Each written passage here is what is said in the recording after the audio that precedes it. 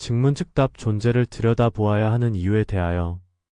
잠이 들어 꿈을 꾸면 평상시와 다른 세계로 향하는데 꿈속 시간과 공간은 자신의 잠재의식이 만든 것인지 아니면 정해진 시나리오에 따라 자신이 대본 속에서 역할을 하는 것인지 판단하기 어려우며 깨어나면 망각되어 금방 잊는다.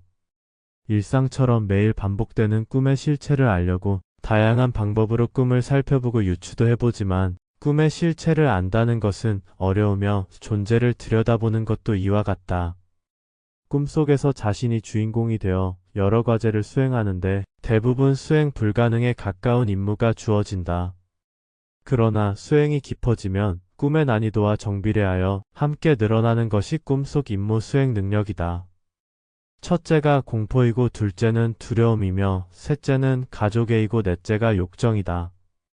이런 다양한 꿈속 테마별 주제들을 꾸다 보면 과거의 잠재의식에 간직된 카르마적 작용보다는 주제별 난이도에 따라 주어지는 시나리오라는 판단이 선다.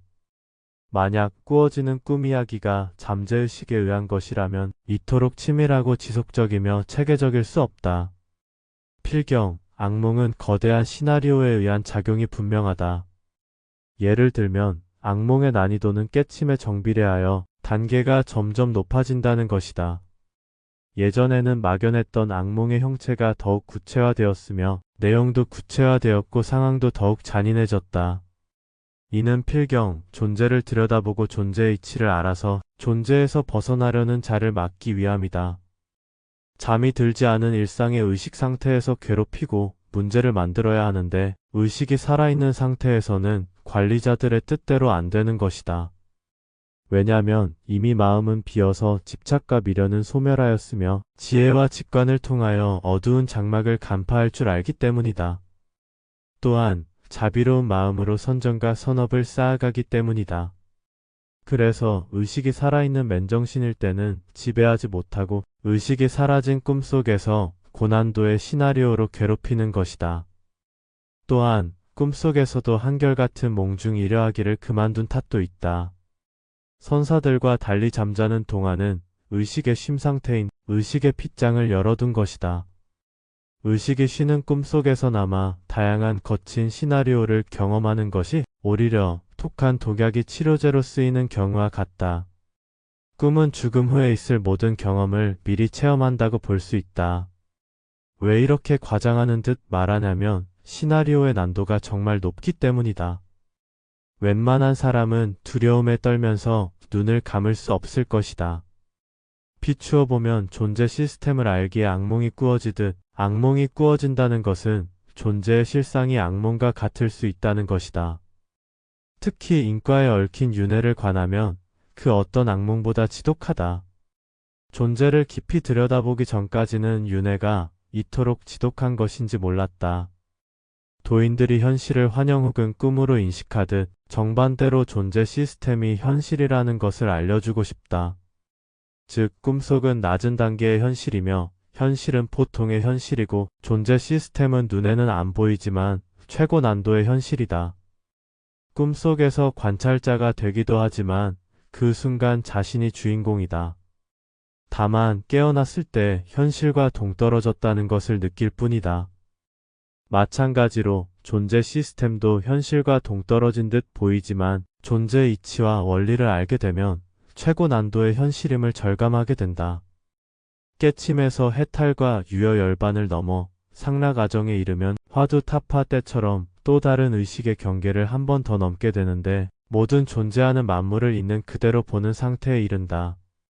있는 그대로 본다는 말은 물리적 실상에만 치우쳐 본다는 것이 아니고 생과 사나고 죽음과 그리고 인연에 따라 모였다 흩어지며 영혼이 있는 존재는 인과에 얽혀 윤회할 수밖에 없는 이치를 안다. 해탈은 해탈의 상태에 이르렀으면 해탈을 버려야 하고 반쪽짜리 유여열반에 이르렀으면 유여열반도 버려야 한다. 또한 상락아정도 상락아정의 상태에 이르렀으면 버려야 한다. 우리가 가는 길은 완전한 소멸인 무여열반의 길이며 영혼이 생기기 이전인 태초의 본래의 무로 돌아가는 길이다. 나의 글은 여러 사람이 읽기를 바라지 않는다. 단 한 두 명만 알아차리면 나의 역할은 충분하다. 누군가 존재 시스템을 없는 것으로 여겨 윤회도 없고 인과도 없는 것이라며 부정하여도 상관없다. 각자마다 때가 있기에 애써서 알려줄 필요는 없다. 아는 만큼 보이고 아는 만큼 괴로움은 커도 마음은 흔들리지 않는다. 윤회라는 소리만 들어도 소스라치게 놀라 잠에서 깨듯 악몽보다 더 무서우며 경계해야만 하는 단어가 윤회이다. 어떠한 악몽도 윤회에 비하면 덜 비극적이다. 악몽은 잠시 일시적이지만 윤회는 시작도 끝도 없이 영원하기 때문이다. 윤회를 적게 한 사람은 악에 가까우며 존재를 사랑하기 때문에 존재 시스템이 드러날 수 없는 구조다. 반면 윤회를 많이 한 사람은 선에 가까우며 존재하는 것의 한계에 다다르면 수행을 통해 각성하게 되고 존재 시스템은 자연히 드러난다. 존재 시스템이 구체적으로 안 드러날지라도 인과에 얽힌 윤회만이라도 알게 된다면 윤회를 거부하게 된다. 그러면 인간에게 윤회를 거부할 권리가 있는가 할 것이다. 피리 부는 사나이를 따라가는 쥐들이 전부인데 안 간다고 하는 쥐가 있다면 그 쥐는 안 가는 것이다. 1억 마리의 쥐가 모두 피리 소리를 따라 바닷속으로 들어가도 한 마리 쥐의 귀에 피리 소리가 윤회로 들린다면 안 따라가는 것이다. 윤회라는 대명제 앞에서는 해탈이 아니며 유여열반이 유여열반이 아니고 상라가정이 상라가정이 아니다. 차라리 깨치지 못할지언정 윤회만 벗어나면 아무 문제 없다. 인간으로 윤회하기 때문에 모든 문제가 시작되는 것이다. 이 이상 더 높은 깨침은 없다. 이외에 도대체 무엇을 깨친다는 말인가?